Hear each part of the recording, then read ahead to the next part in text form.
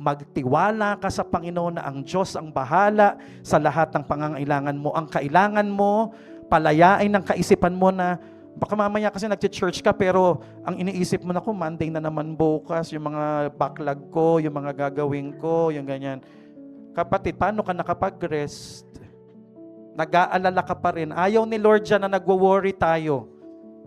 Gawain daw yan ng mga Gentile. Sabi po sa Matthew chapter 6, "But seek ye first the kingdom of God and His righteousness, and all these things will be added to you."